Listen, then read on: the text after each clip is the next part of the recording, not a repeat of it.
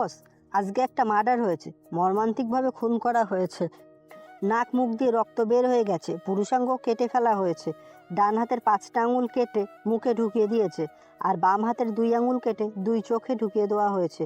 বীভৎস এক অবস্থা, যা চোখে দেখা প্রায় অসম্ভব। এত জঘন্যভাবে কেউ খুন করতে পারে বস? পারে কি, খুন তো করেই ফেলেছে।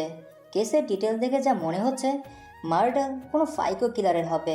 আর আমার সন্দেহ যদি সঠিক হয় তাহলে কি বস? খুনি একজন মেয়ে হবে। কি বলছেন বস? একটা মেয়ে কিভাবে পারে এমন ভয়ঙ্করভাবে কাউকে মারতে? মেয়েরা তো এমনিতে অনেক নরম হয়, তাহলে এইটা কিভাবে সম্ভব? সব সম্ভব। যখন নারী জাতি কঠিন হয়ে ওঠে তখন তাদের মতন কঠিন রূপ আর কেউ ধারণ করতে পারে না। আর যখন নরম, অতি মাত্রায় নমনীয় স্বভাবের বহিষ্কার ঘটে। তাই বলে এইভাবে বস? এখন শুধু এটাই জানতে হবে কেন, কি আর কিভাবে। তবে এর থেকে আগে আমাদের খুঁজে বের করতে হবে কে এই সাইকো কিলার। জন, এই নিয়ে পরপর 2টো খুনই একইভাবে করা হয়েছে, তাই না? আর এরা একই ভার্সিটিতে পড়তো। হোক না হোক এদের মধ্যে কোনো সূত্র তো আছেই, যা আমরা ওই ভার্সিটিতে গেলে জানতে পারবো। হতে পারে খুনিও মেবি ভার্সিটির মধ্যে বা তার আশেপাশেই কেউ তো হবে। That's I am damn sure. তাহলে তো বস আমাদেরকে ভার্সিটিতে যেতে হবে, কিন্তু দূর থেকে কিভাবে তদন্ত করব? ডোন্ট ওয়ারি জন, আমরা ভার্সিটিতে তাদের খুব কাছে থেকেই তাদের গতিবিধি নিয়ন্ত্রণ করব। কিভাবে বস? তুমি স্টুডেন্ট হয়ে যাবে আর আমি সাইকোটিস্ট হয়ে যাব, কারণ তো একমাত্র তুমিই জানো। আর আপনারা আস্তে আস্তে সব জানতে পারবেন। এটাই একমাত্র উপায় রহস্য উন্মোচনের।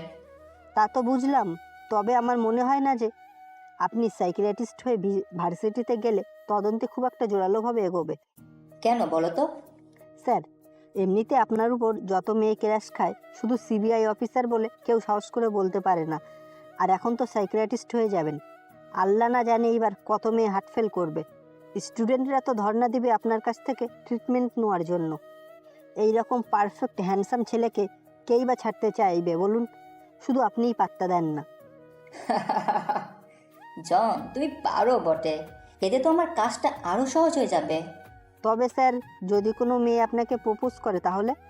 মনে হয় না কেউ করবে, কারণ সাইকোটিতে সবাই এক প্রকার পাগল ভাবে। আর যদি করে তাহলে বুঝতে হবে মেয়েটার ভালোবাসা সত্য, গ্রহণ করে নিব। জন, তার আগে ভার্সিটির বিয়ের সাথে কথা বলে নিও এ ব্যাপারে, যাতে কোনো ঝামেলা না হয় পরে। আমরা সেমিনারের দিন থেকেই কাজ শুরু করব। ওকে বস, 1 সপ্তাহ পর। বস, সব রেডি, এখন আমরা যেতে পারি। সকালে ভার্সিটিতে আসার পর প্রথমেই ভিসি স্যারের সাথে কথা বলে নিলাম। সাইকোটিস্ট হিসেবে জয়েন করলাম 6 মাসের জন্য। কাউন্সিলিংয়ের জন্য নিজের একটা পার্সোনাল রুম পেয়ে গেলাম।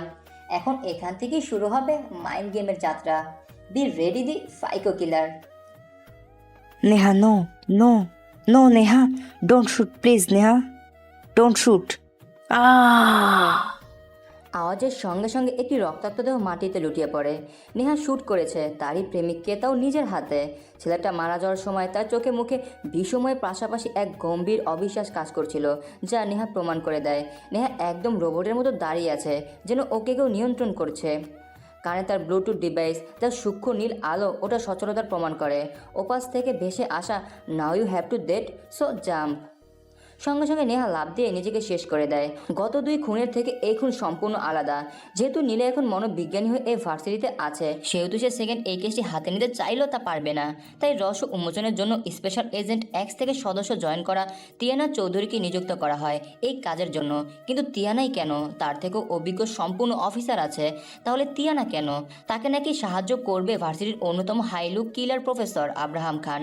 তবে আব্রাহাম কি আদৌ তিয়ানাকে ওরফে এজেন্ট এক্সকে সাহায্য করবে?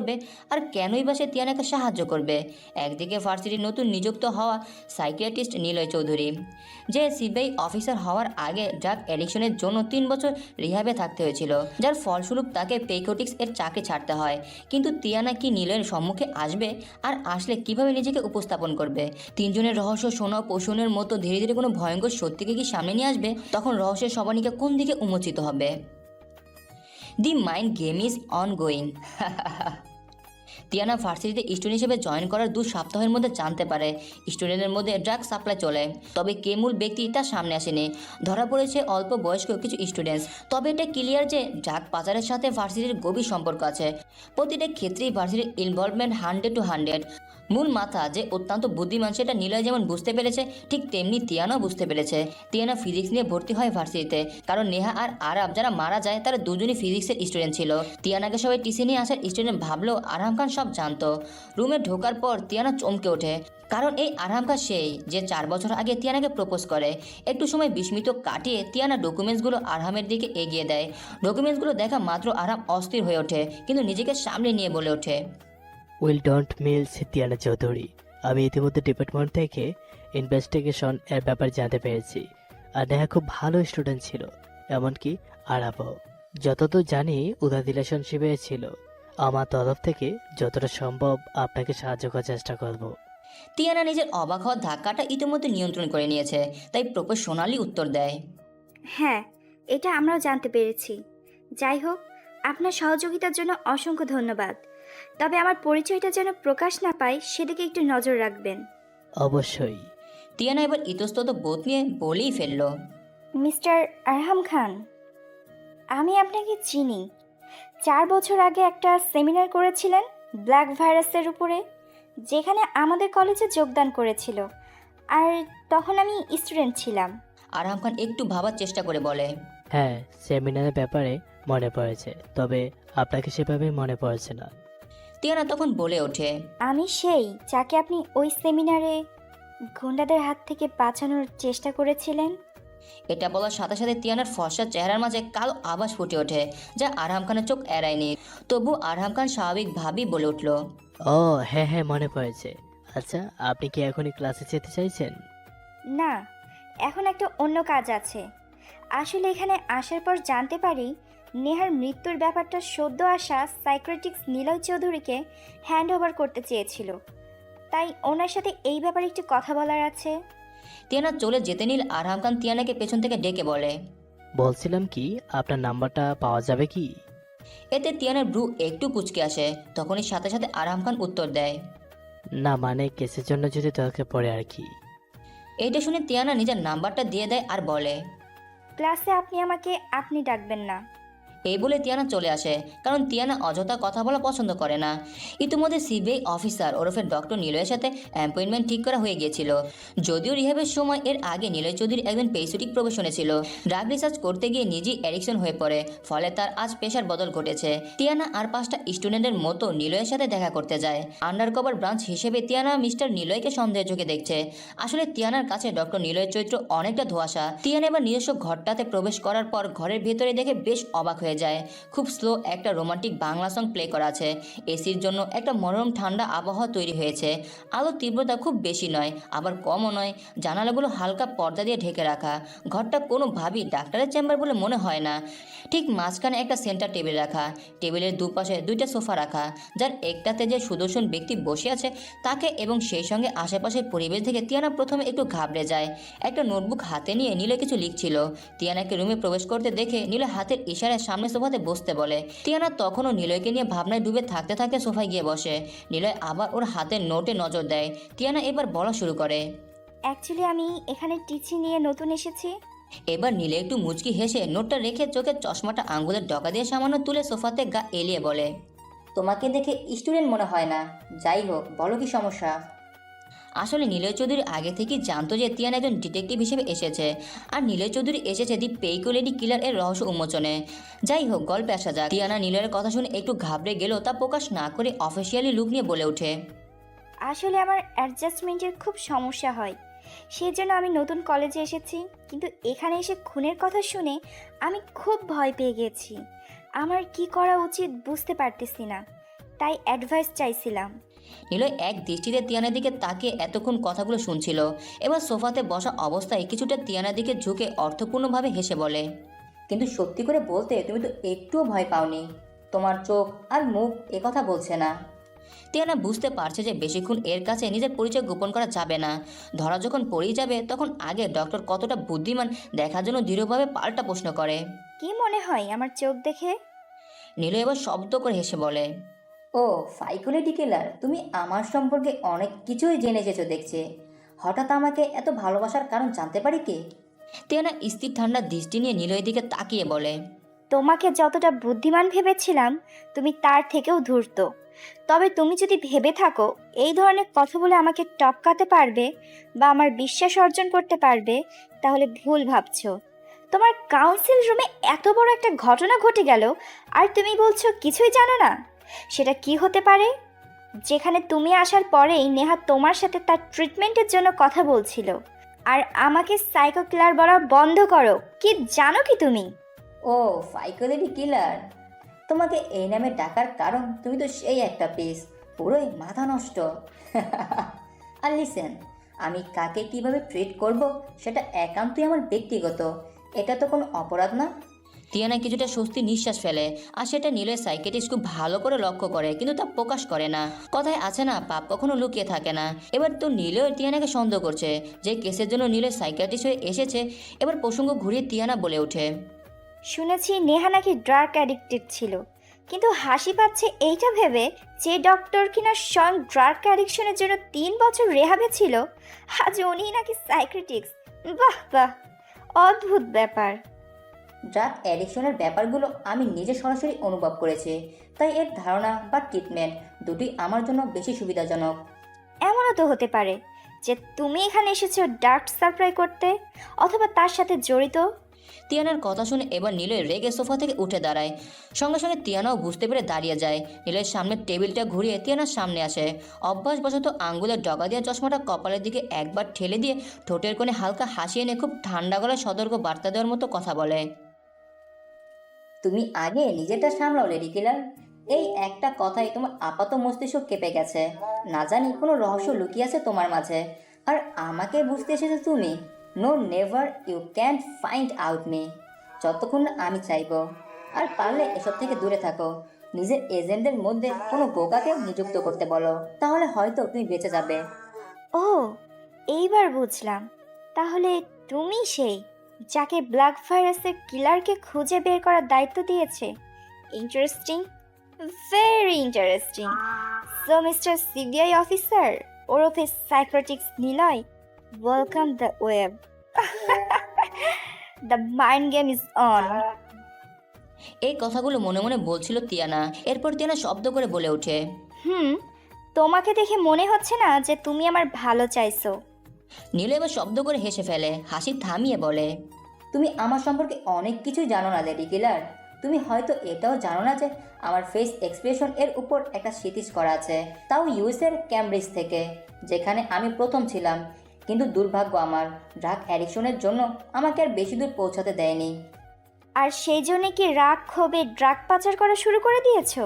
হয়তো নেহা আর আরাব জেনে যাওয়াই ওদেরকে মেরে ফেলেছ।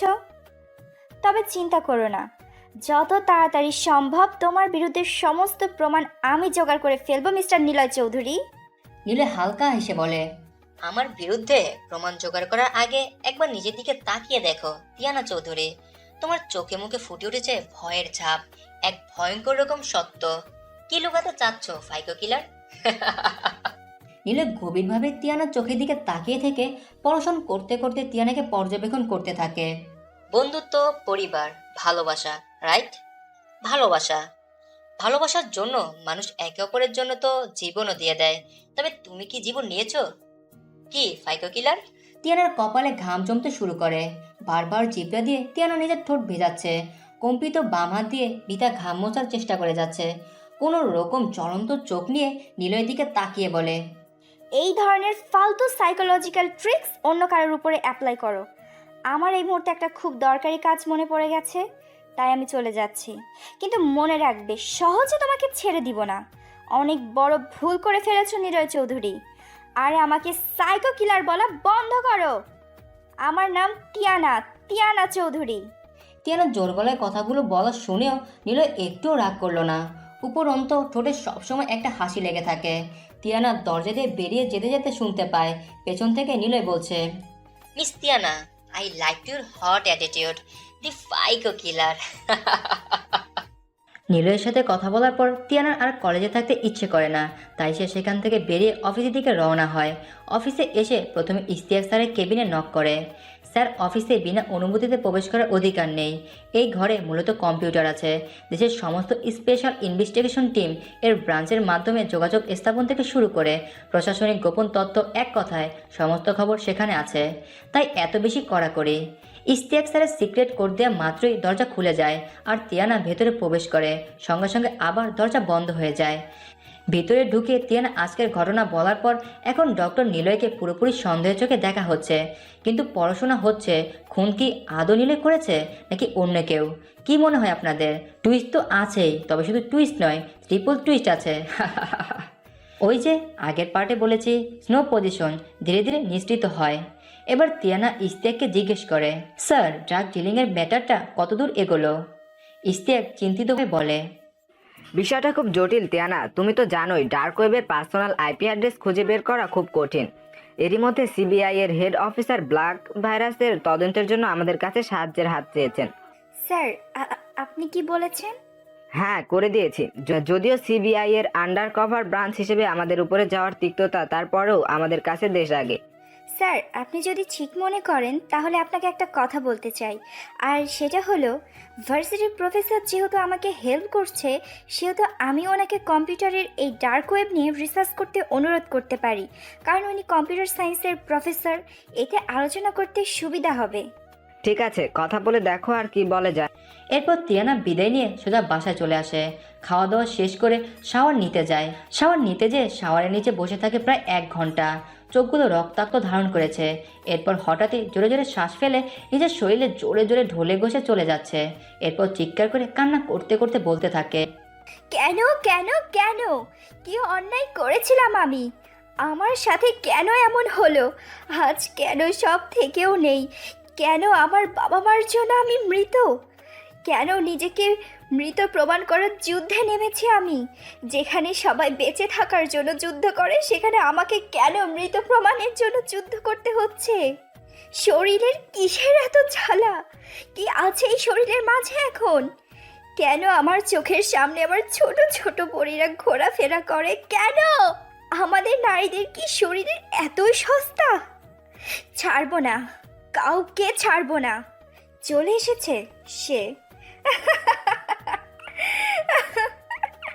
কেউ তো এসেছে সেই রাতের আগুনে। কেউ তো কেটেছে, তো কেউ তো মেরেছে, কেউ তো রক্তে পিপাসা মিটেছে, কেউ তো এসেছে। আয় না আমার কাছে, দূরে কেন? এই যে দেখো কত চকলেট, টেডি বিয়ার, নাও না, সব তোমার। তুমি না এগুলো পছন্দ করো? নাও, তোমার জন্য এনেছি। চেয়ারে এখনও রাগ করে বসে থাকবা? নাও এবার। আস্তাবা, যেদিন তুই আর আমি সামনাসামনি সেদিনই তুই শেষ। কসম লাগে, তোর পুরো র্যাকেট আমি শেষ করে দিব। সবে তো তোর বুকের ডান পাশে আঘাত লেগেছে, তাতেই তোর। আস্তাবা, কেউ তো আসতেছে রে বাবা, তোর মরণ সাজাইয়া। TikTok TikTok. হ্যালো, কোনো খবর? নো, আরও দ্রুত কাজ করতে হবে। ওকে, ডান, বাই। রক্তের নেশা বড়ই নেশা।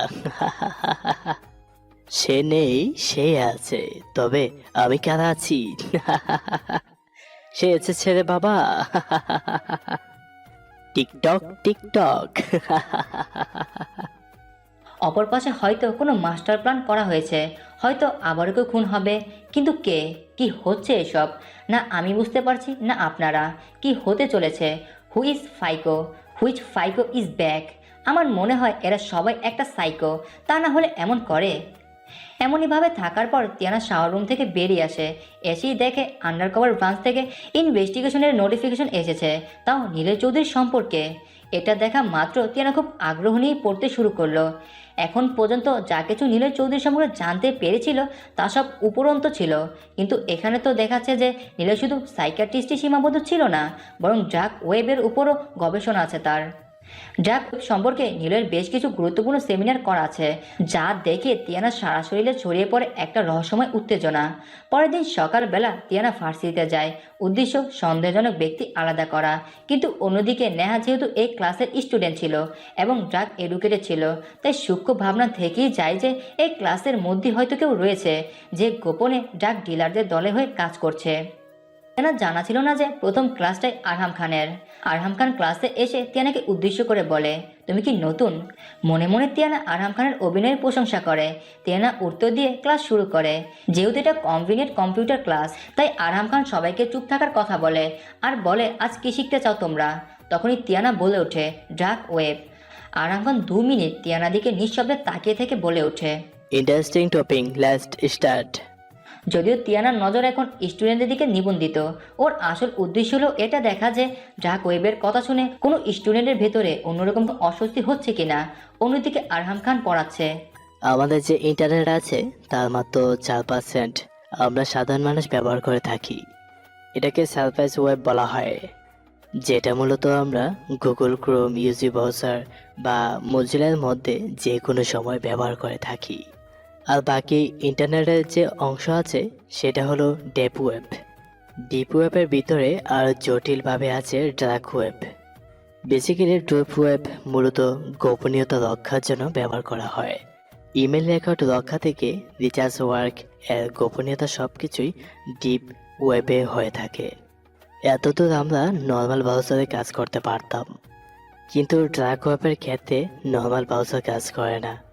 ডার্ক ওয়েবের লিঙ্ক কেবলমাত্র টোর ব্রাউজারই ওপেন হয়।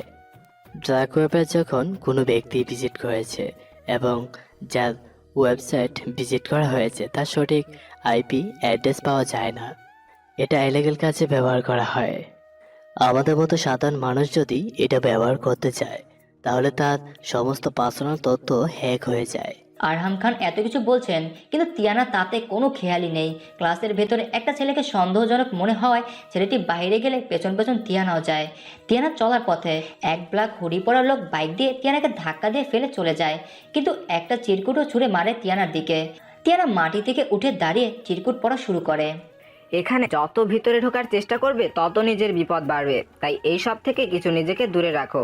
এবার জানে বেঁচে গেলেও কিন্তু পরের বার তা নাও হতে পারে। পিকো কিলার। ওয়ার্নিং, ডার্ক ওয়েব নিয়ে গুগলে সার্চ দিয়ে নিজস্ব জ্ঞান তৈরি করতে পারেন, কিন্তু কখনোই ট্রোল বা ডজ অনিয়ন নিয়ে পার্সোনালি কোনো রকম এক্সপেরিমেন্ট করবেন না। এতে অত্যন্ত ভয়ানক একটা জায়গা। যে কোনো মুহূর্তে আমাদের মতো সাধারণ মানুষদের হ্যাক করার জন্য ডার্ক ওয়েবের বহু ক্রিমিনাল অপেক্ষা করছে। চিরকুটটা পড়ার সাথে সাথে তিয়ানা বুঝে যায় কে এই চিরকুটটা পাঠিয়েছে। তাই সঙ্গে সঙ্গে তিয়ানা নিলয়ের কাউন্সিলিংয়ের রুমের দিকে যায়। ঘরের বাইরে ওয়েটিং রুমে বেশ কয়েকজন ছাত্রছাত্রী বসেছিল, কিন্তু তিয়ানা কোনো কিছু পরোয়া না করে সোজা ঘরের মধ্যে ঢুকে যায়। তিয়ানা ঘরে ঢুকে দরজাটা সশব্দে বন্ধ করলে শব্দ শুনে নিলয় আগের দিনের মতোই হাতে থাকা নোটবুকটা থেকে চোখ তুলে সামনে তাকায় আর তিয়ানাকে দেখে হালকা হেসে উঠে দাঁড়িয়ে বলে, কি ব্যাপার মিস তিয়ানা চৌধুরী, এত তাড়াতাড়ি আমার কাছে ফিরে এলে? আমার বিরুদ্ধে সব প্রমাণ পেয়ে গেছো, নাকি দূরে থাকতে পারছিলে না বুঝি? মিস করছিলে আমাকে? তিয়ানা প্রচণ্ড রাগে তাদের দাঁত চেপে বলে, তোমার সাথে এই সমস্ত ফালতু কথা বলার সময় আমার নেই। তোমাকে আমি শেষবারের মতো একটা কথা বলতে এসেছি, শুধু শুধু আমাকে সতর্ক করা বন্ধ করো। একজন আন্ডার কভার এজেন্টকে এত ছোটোখাটো বাইক অ্যাক্সিডেন্ট দেখে ভয় দেখানো নিতান্ত একটা বোকামির কাজ। নিলয় মুখে হাসি অব্যাহত রেখে চোখ দুটি বড় বড় করে বলে, ও মাই গড, আমার এত বড় সাহস হতেই পারে না যে আমি একজন আন্ডারকভার এজেন্টকে ভয় দেখাবো। আর তাছাড়া সতর্ক করা আর ভয় দেখানোর মধ্যে পার্থক্য আছে, রাইট মিস তিয়ানা চৌধুরী? নিলয়ের কথা সরাসরি কোনো উত্তর না দিয়ে তিয়ানা কঠোরভাবে বলে ওঠে, যাক, এতক্ষণে আমার নামটা মনে পড়েছে দেখছি। নিলয় আবার অভ্যাসবশত আঙুলের ডগা দিয়ে চশমাটা কপালের দিকে একটু তুলে দিয়ে শান্তভাবে হেসে বলে, নাম তো আমার প্রথম থেকেই জানা ছিল, but I like to call you the ফাইকো লেডি কিলার। আচ্ছা তিয়ানা, তুমি কি কায়নাত নামে কাউকে চিনো নাকি? কায়নাতের নাম শুনে যেন মনে হলো তিয়ানার পায়ের নিচে মাটি সরে গেছে, চোখ বেয়ে বাধাহীন অস্ত্র গড়িয়ে পড়ছে। তারপরও তিয়ানা নিলয়কে বলে উঠল, তোমার কথা বলার ধরন আমার পছন্দ না। আর একটা কথা খুব ভালো করে জেনে রাখো মিস্টার নিলয় চৌধুরী, আমি নিজে যেটা চাই সবসময় সেটাই করি, তাই পরবর্তীকালে আমার কোনো কাজে বাধা দেওয়ার চেষ্টা করলে আর ফল ভালো হবে না। এটা আমার তরফ থেকে তোমাকে first and last warning. So I hope so you are getting me. এবার নিলয় তিয়ানাকে নিজের সাথে শক্ত করে জড়িয়ে ধরে কানের কাছে এনে ফিসফিসিয়ে বলে, উফ কায়ানাত, এইভাবে সতর্ক করলে আমি তো তোমার প্রেমে পড়ে যাব। ও সরি তিয়ানা। তিয়ানার সঙ্গে সঙ্গে একটা হাত তুলে নীলয়কে চড় মারতে যায়, কিন্তু তার আগেই নীলয়ের হাতটা ধরে ফেলে। এতে তিয়ানা মনে মনে নিজেকে গালি দিতে থাকে। গত রাতেই নীলের প্রোফাইলটা খুব ভালো করে দেখেছে। নীলের যে ব্ল্যাক ব্লাড সেটা তার মাথায় রেখে আরও সচেতন হওয়া উচিত ছিল। নীলয় এবার বলে ওঠে, okay you can slap me but I can't stop myself from falling for you. নীলয়ের এমন কথা শুনে তিয়ানার চড় মারার ইচ্ছেটাই চলে যায়। তখন তিয়ানা বলে, বাইক নিয়ে যাকে পাঠিয়েছিলে সে জানলো কি করে আমি কখন কোথায় কোন সময়ে কিভাবে থাকবো? আর কায়নাত ডাকার মানে কি? নীলয় ইচ্ছাকৃতভাবে না জানার ভান করে বলল, আমি কেমন করে জানবো বাইক নিয়ে কে গিয়েছিল? আমি তো সবসময় এখানে ছিলাম। আমি খুব ভালো করেই জানি তুমি ওই ছেলেটাকে পাঠিয়েছিলে। তার প্রমাণ এই চিঠিটা, কারণ তুমি আমাকে সাইকো কিলার বলো। And look doctor Niloy Chowdhury, আমি এখানে খুব গুরুত্বপূর্ণ একটা কাজে এসেছি, আর এই ধরনের ফালতু মজা আমার একদম পছন্দ নয়। আর বারবার প্রেম ভালোবাসা টানবে না। আমি তো এখন থেকেই তোমাতে ইন্টারেস্ট, কিন্তু দুর্ভাগ্য আমার যে তুমি আমাকে পাত্তাই দিচ্ছ না। ফাইকো কিলার মানুষ কখন কোথায় কিভাবে প্রেমে পড়ে যায় তা আগে থেকে কেউ বলতে পারে না। তিয়ানা পাল্টা কিছু বলতে যাবে, তার আগেই তিয়ানার ফোনে একটা মেসেজ আসে। সেটা দেখে তিয়ানা সেখানেই মুহূর্তের মধ্যে নিশ্চুপ হয়ে যায়। মোবাইল ধরে হাতটা কাঁপতে কাঁপতে নিচে ফোন পড়ে যায়। ফোনে যেই ভিডিও ফুটেজটা এসেছে সেখানে তিয়ানাকে যখন 4 বছর আগে ধর্ষণ করা হয় তার লিঙ্ক। ফোনটা আবার তুলে নেয় তিয়ানা। নিচে লেখা, if you don't share this video then go back to your ordinary life. ফাইলটার উপরে পেরোকের নাম লেখা। আস্তাবা। এই মুহূর্তে কী করা উচিত আর উচিত নয় সেই চিন্তা তিয়ানার মাথা থেকে বের হয়ে গেছে। একজন আন্ডারকভার এজেন্ট হিসেবে যে সমস্ত জিনিসগুলো তাকে মাথায় রাখতে হতো সেই সব ভুলে লিঙ্কটাতে ক্লিক করতে যায়। ইতিমধ্যে তিয়ানাকে এমন দেখে নিলে ওর দিকে কিছুটা ঝুঁকে এসে ফোনের ব্যাপারগুলো দেখতে পেয়ে গেছিল। তিয়ানা লিঙ্কটাতে ক্লিক করেছে দেখে নীলের সঙ্গে সঙ্গে ফোনটা ওর হাত থেকে কেড়ে নেয়। এতক্ষণ পর্যন্ত তিয়ানা নীলয় যে শান্ত রূপটা দেখেছিল তা মুহূর্তের মধ্যে কঠোর হয়ে যায় আর রাগী গলায় বলে, তুমি না আন্ডারকভার এজেন্ট, জানো না এরকম লিঙ্কে ক্লিক করা আগে ভাবা উচিত? যে তোমার ইন্টিমেট ভিডিও জোগাড় করতে পারে তাকে দুর্বল ভাবা উচিত নয়। এবার তিয়ানা বাস্তবে ফিরে আসে। নিজেকে গুটিয়ে নেয় তিয়ানা। ইতস্ততভাবে নিলয়ের কাছ থেকে ফোনটা নিয়ে বেরিয়ে আসতে চায়। তখনই নিলয় তিয়ানার বাহু ধরে ফেলে আর বলে, এই সবের জন্যই কি ভালোবাসার প্রতি এত ঘৃণা? অজান্তেই তিয়ানার চোখের পাতা কেঁপে ওঠে। নিলয়ের কাছ থেকে নিজেকে সরিয়ে নেয়। নিলয় এবার নরম সুরে বলে ওঠে, তিয়ানা তুমি যদি ভেবে থাকো এই সব কিছুর জন্য তোমাকে আমি জাজ করব তাহলে ভুল ভাবছ।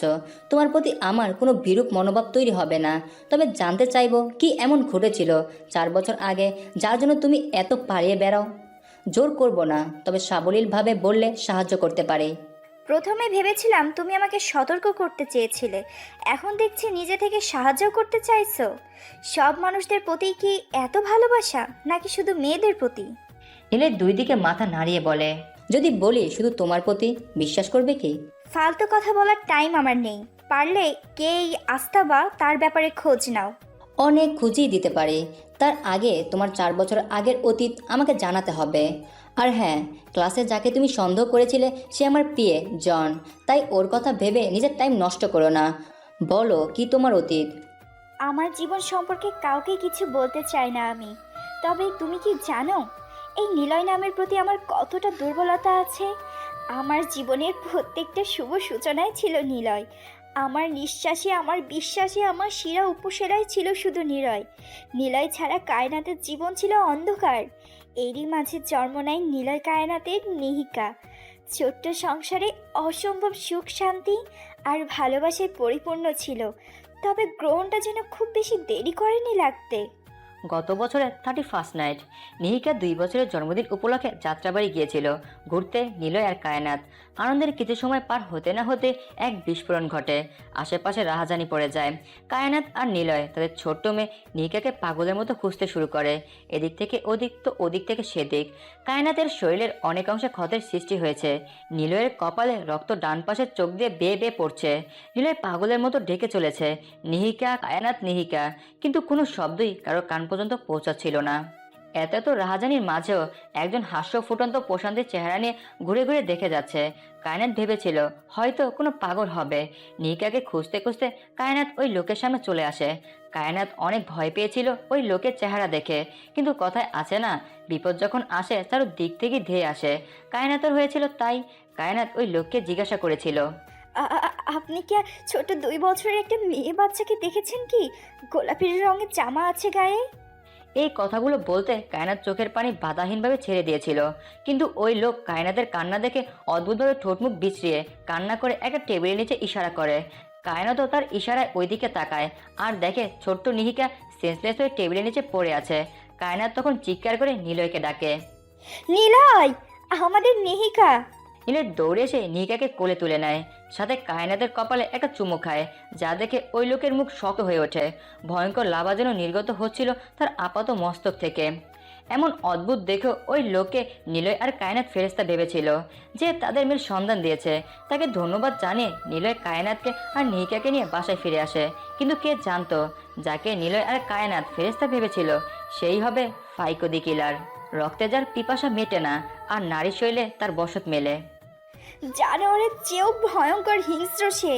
আমাদের ছোট্ট মেয়েটাকে বাথরুমের বাথটাবে পানির ভিতরে আমার এই চোখের সামনে আমার মেয়েকে মেরে ফেলেছে ওই জানোয়ার। কিছুই করতে পারিনি আমি। Teyana, are you okay? তারপর কি হয়েছে? আর নিলয় কোথায় ছিল? খুব লড়েছে নিলয়, খুব। নিজের শেষ নিঃশ্বাস ত্যাগ করা পর্যন্ত লড়েছে। সামনে থেকে কখনোই নিলয়কে হারানো সম্ভব হচ্ছিল না ওদের, তাই পিছন থেকে আঘাত করে। আর কে করে জানো? আন্ডার কভার ব্রাঞ্চের হেড অফিসার মিস্টার ইস্তিহাক। বলছো কি, বর্তমানে তোমার হেড যিনি আছেন উনি? ও মাই গড, এটা তো তাহলে একটা বড়সড় একটা র্যাকেট। নিলয়কে তো তোমার জানার কথা, যেহেতু তুমি আগে সাইক্রেটিক্স ছিলে। নিলয়ও ড্রাগের উপর কাজ করছিল, এতে করে অনেক বড় বড় পাণ্ডব দল সামনে আসতে শুরু করে। আর যাত্রাবাড়ির বিস্ফোরণটাও নিলয়কে শেষ করার জন্যই ছিল, যেটা পরে বুঝতে পারি। আর নিরস্ত নিলয়কে মারার পর কি করে আমি আর জানি না, কারণ ততক্ষণে আমি তাদের খাবারের থালায় পরিণত হয়েছিলাম। আর আজ যে ভিডিও ক্লিপটা ছিল, হয়তো ওই দিন জানোয়ারগুলো। থামো তিয়ানা, আর না, আমি সব বুঝতে পেরেছি। তবে আমার 3টি পরামর্শ শোনো। নাম্বার 1, তুমি কি ওদের শাস্তি দিতে চাও না? নাম্বার 2, তুমি এত ওপেনলি কি করে ঘুরে বেড়াও? তোমাকে দেখলে তো ওরা চিনে ফেলবে, তাহলে এখনো কেন ওরা তোমার কোনো কিছু করেনি? অ্যান্ড নাম্বার 3, ওই ফাইকো কিলার এখন কোথায়? আজব ব্যাপার, তাই না? ডাক্তার নিলয় এত প্রশ্ন করলো, অথচ একবারও জিজ্ঞাসা করলো না বা জানতেও চাইলো না যে কায়নাত এর নিলয় কোথায় এখন। আর আদৌ কি নিলয় আজও বেঁচে আছে কি? কেন এই প্রশ্নটা ডাক্তার নিলয় এড়িয়ে গেল? আচ্ছা, ডাক্তার নিলয় কি জানে কায়নাতের নিলয়ের খোঁজ? তবে আপনাদের এবার ফার্স্ট টুইস্টটা একটু ডিটেলসে বলি। 6 years ago। কবে আইবে আমার পালারে? আরে না না, এসেছে আমার পালারে। আজকে একজনকে দেখতে যাচ্ছি, যে কিনা আমার লাইফ লাইন হতে চলেছে। আর মাত্র 30 মিনিট, আর মাত্র 30 মিনিট, তারপরই তার দেখা পাবো। সময়টাও যে যাচ্ছে না। ড্রাইভার, গাড়িটা আরেকটু জোরে চালাও। কাঙ্ক্ষিত সময় টানা 1.5 ঘন্টা জার্নির পর তার বাড়ির দরজার সামনে দাঁড়িয়ে আছি। আস্তে আস্তে ভেতরে প্রবেশ করলাম। একটা মজার কথা কি জানেন? এই সেই মেয়ে যাকে আমি দেখতে এসেছি, সে আমার কাছে ট্রিটমেন্ট নিতে এসে সোজা প্রশ্ন করে বসেছিল, আর ইউ ম্যারিড? উত্তরে মুচকি এসে বলেছিলাম না। তারপর আবার সে প্রশ্ন করেছিল, কারোর সাথে চক্কর চলছে কি? পাগলি একটা। উত্তরে তখনও বলেছিলাম না। তখন কায়নাতের মুখে যেন বিশ্ব জয় করা হাসি ফুটেছিল আর বলেছিল, তাহলে তো সব ঠিক আছে, বিয়ে করবে আমায়? I love you. তারপর একটু অস্বস্তি বোধ হয়। এরপর দিন নেই রাত নেই, আঠার মতো লেগেই থাকতো। আর একটাই কথা, কিন্তু কে জানতো এই পাগলিটাই আমার ভাগ্যে লেখা আছে, যার অত্যাচারের জন্য আজ তাকে বিয়ে করতে এসেছি। তবে মা খুব রেগেছিল, কারণ তার দেখানো একটি মেয়ে আমার পছন্দ হয় নাই। তাই কায়নাতকে পরীক্ষা করার জন্য মা বলেছিল। কফি পছন্দ? আমারও এটাই জানার ছিল। আমার জন্য নিলয় আমার দুনিয়া। ওর যতন খেয়াল রাখা ছাড়া কিছুই করিনি আর।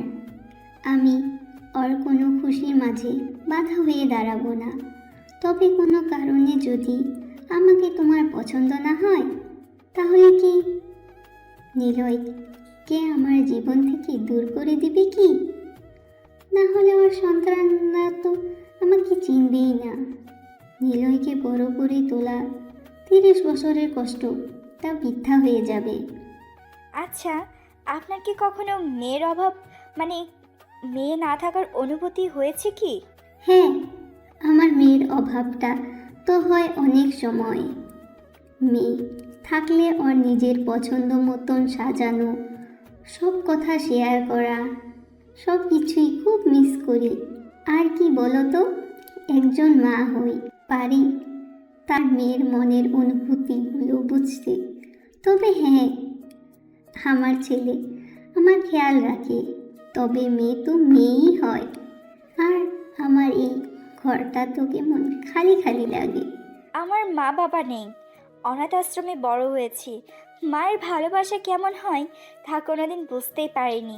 তবে উপরওয়ালা মনে হয় আমাকে একজন মা আর আপনাকে মেয়ে দেওয়ার জন্যই আমাদের এক করেছে। নিলয় আপনার কথা খুব বলে, আমার খুব হিংসে হয় যখন আমার সামনে ও মা মা করে। আমার তখন মনে হতো আমিও কখন আপনাকে মা বলে ডাকবো। আমি আপনার ঘরের বউ না, মেয়ে হতে চাই। আপনি কি আমাকে এটার অনুমতি দিবেন মা? আমি কি আপনাকে মা বলে ডাকতে পারি? ব্ল্যাক কফি আর লাইট কফি কোনটা খাবা? মা, আমি বানিয়ে আনছি। না, যখন তুমি বউ হয়ে আসবে তখনও ঘরের কাজ আমিই করব। বেশি চিনি লাগবে কি? এদের এমন কাণ্ড দেখে নীলয়ের চোখের পানি চলে এসেছে। হয়তো ভালোবাসার শ্রেষ্ঠ মুহূর্তে এমনটাই হয়। এরপর নীলয় কায়নাতকে নিয়ে হোস্টেলে দিতে আসে। নীলয় কায়নাতকে জিজ্ঞাসা করে, মা আর কিছু বলেছিল নাকি? বললো হানিমুনে কবে যাবা? আমি বললাম আগে বিয়ে তারপর।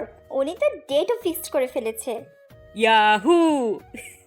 এই আস্তে আস্তে এমন জোরে চিৎকার করলে ওয়াচম্যান তোমার সাথে আমাকেও এখান থেকে বিদায় করে দেবে। আগে বলবো তো এই কথা। হ্যাঁ, কেন কেন? Yahoo! I love you Kainat, I love you. এমন চিৎকার করা দেখে কায়নাত তো চিন্তাই পড়ে যায়। কায়নাত হুট করে নীলয়ের ঠোঁট টুক করে একটা চুমু খেয়ে বসে। কি কোলাইটা? কই কি করলাম? ভুল তো করেই ফেলেছো, এবার দেখো কি হয়। হাঁপাবে তো 100% শিওর। নীলয় যে টানা 15 মিনিট পরে কায়নাতকে ছেড়েছে। এরপর আর কি, বিয়ে করে নিয়ে আসে নীলয় কায়নাতকে। আর তারপরে ঘটনা তো প্রথমে বলে এসেছি। 6 years later at present। আর কিছু বলার মানসিকতা নেই আমার। আমি এখন চলে যাচ্ছি। এই মুহূর্তে এসবের চেয়ে কে এই আস্থা বা তার ব্যাপারে খোঁজ নেওয়া বেশি দরকার। তার মানে তুমি শিওর যে তুমি কোনো মতেই এই কেসটা থেকে নিজেকে সরিয়ে নেবে না, তাই তো? টিয়ানা এবার একটু হেসে পেশাগত ভঙ্গিতে উত্তর দেয়, আমি কোনো শখের গোয়েন্দা নই মিস্টার নিলয় চৌধুরী। আমি একজন সরকারি এজেন্ট। শুধু আপনার পছন্দ হচ্ছে না বলে আমি আমার নিজের কাছ থেকে সরে যেতে পারি না। নীলয় জোরে একটা নিঃশ্বাস ফেলে মাথার চুলের মধ্যে দিয়ে একটা হাত চালিয়ে শেষ পর্যন্ত দৃঢ়ভাবে বলে, বেশ ঠিক আছে, আমি তোমাকে এ ব্যাপারে সাহায্য করতে রাজি, দি ফাইকো। চুপ! আর একবার যদি বলেছো তো। ওকে ওকে, দি ফাইকো কিলার। আবার? আর তোমার সাহায্য করার বিষয়টা আমি ঠিক বুঝতে পারলাম না। আমাদের চোখের সামনে এমন কিছু থাকে টিয়ানা যা আমরা দেখেও দেখতে পারি না। আর তুমি অনেক কিছু জানো না মাছি। তুমি সরকারি এজেন্ট, আমার চাওয়াতে তুমি কখনোই থামবে না। বরাবরই জেদটা তোমারই বেশি। রেভেন্সের জন্য নিজের চেহারাটাই পাল্টে ফেলো কায়নাত। আর এই পাল্টানো তুমি একা নাও, আরও কেউ তো পারে। আমি কখনো চাইনি তুমি এসবের মধ্যে জড়িয়ে যাও। টিয়ানা, তুমি কি জানো আমি ব্ল্যাক ভাইরাসের কায়নাতকে অনেক পছন্দ করেছি? মানে তুমি এত কিছু কিভাবে জানো? কে তুমি? আর আমি যে কায়নাত তা কিভাবে জানলে তুমি? কে তুমি? আমি যেই হই না কেন তা এখন তোমার না জানলেও চলবে। তবে তোমাকে এতটুকু বলে রাখি, তোমার প্রত্যেকটা পদক্ষেপ আমার বাইরে নয়। আর কায়নাত, তুমি যেই দুজনকে মেরে ফেলেছো তারা এটারই যোগ্য। তবে শাস্তি তো তোমাকে পেতেই হবে।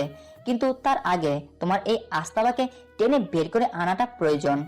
এবার নিলয় মনে মনে বলে, তবে তোমার চোখের মধ্যে চেপে রাখা গভীর কষ্ট অথবা নিজেকে জোর করে শক্তিশালী বানানোর প্রচেষ্টা। তুমি যে আমার বড় আপনজন, চাই না তোমার কোনো ক্ষতি হোক।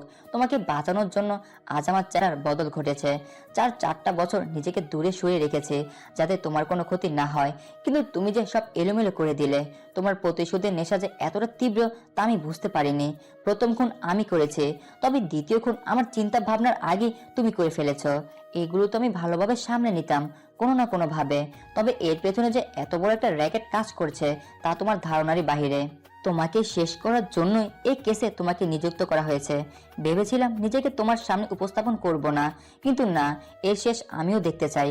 তোমাকে বাঁচানোর জন্য আমি তোমার গোপন নামে পরিচালিত ব্ল্যাক ভাইরাসের টোটাল গার্ল গ্রুপকে নো অ্যাডভাইসের কেস ক্লোজ করতে চেয়েছিলাম, কিন্তু এখন তা সম্ভব না।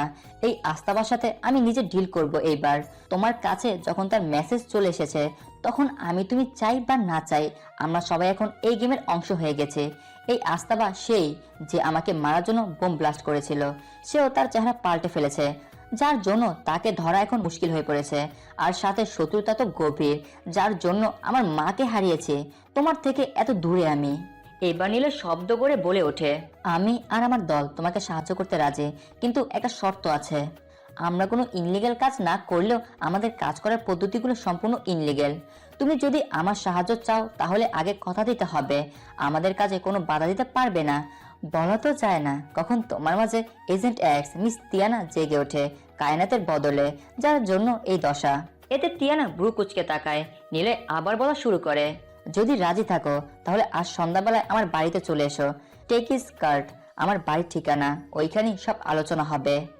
তিয়ানা নিলয়ের কাছ থেকে চলে আসার পর আব্রাহাম খানের চেম্বারে প্রবেশ করে।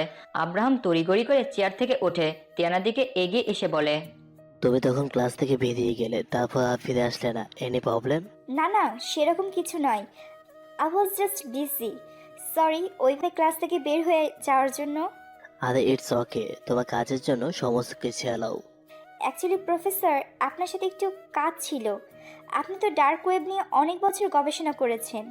ওখানে কোনো ব্যক্তির আইপি অ্যাড্রেস খুঁজে পাওয়া কি সত্যি অসম্ভব? মানে আমি যতটা জানি, আপনার সেমিনার থেকে যতটুকু শুনেছিলাম, আপনি এই নিয়ে রিসার্চ করেছিলেন। অসম্ভব কিছু না, তবে অনেক রিস্ক আছে। হয়তো সাকসেসফুল হওয়ার চান্স কম থাকবে। আমি স্টিল নাও এই নিয়ে রিসার্চ করে চলছি। প্রফেসর, আপনি বোধহয় জানেন না ভার্সিটিতে যে বড়সড় ডার্ক সার্কেল চলছে। কি বলছো তুমি? ইয়েস প্রফেসর, আর আপনি তো এটা জানেন এই ধরনের লেনদেনগুলো ডার্ক ওয়েবের মাধ্যমেই হয়ে থাকে। আমাদের টিম এই বিষয়ে কাজ করছে, কিন্তু এইসবের পিছনে যে মূল ব্যক্তি আছে সে অনেক ধূর্ত। এখন পর্যন্ত ওর সম্পর্কে কোনো ক্লু আমাদের হাতে আসেনি। তিয়ানা ইচ্ছে করে আস্তাবার ব্যাপারটা সামনে আনা না। একটু থেমে তিয়ানা আবার বলে, আরহাম খান, আপনি কি এই বিষয়ে স্পেশাল ইনভেস্টিগেশন টিমকে সাহায্য করতে রাজি হবেন? অ্যাকচুয়ালি আপনি প্রথম দিন বলেছিলেন যে সব রকমভাবে সাহায্য করতে চান। আপনি যদি না চান তাহলে কোনো অসুবিধা নেই। আব্রাহাম খান কিছুক্ষণ ভেবে তিয়ানার দিকে তাকিয়ে বলে, ঠিক আছে, আমি রাজি, কিন্তু তোমাকে আমার সাথে একদিন ডিনারের বাইরে যেতে হবে। জাস্ট কিডিং টিনা, আমি অবশ্যই সাহায্য করব। Thank you sir. ক্লাসের বাইরে you can call me only Arham. By the way, dinner ব্যাপারে কিছু বললে না তো? কোন ডিনার? একটু আগেই আমি যেটার কথা বললাম। তিয়ানা বেশ অস্বস্তিতে পড়ে যায়। এই ধরনের ব্যবহার ওর পক্ষে সহ্য করা খুব কঠিন। কোনো রকম নিজেকে সামলে বলে, ঠিক আছে, যেতে রাজি আছি, তবে শুধুমাত্র একজন গুণমুগ্ধ ফ্যান হিসেবে। কথাটা বলেই তিয়ানা ওখান থেকে বেরিয়ে আসে। পেছন থেকে আব্রাহাম খান মৃদু সুরে বলে, তুমি ফ্যান হিসেবে এসো, বাকিটা আমি সামলে নেব।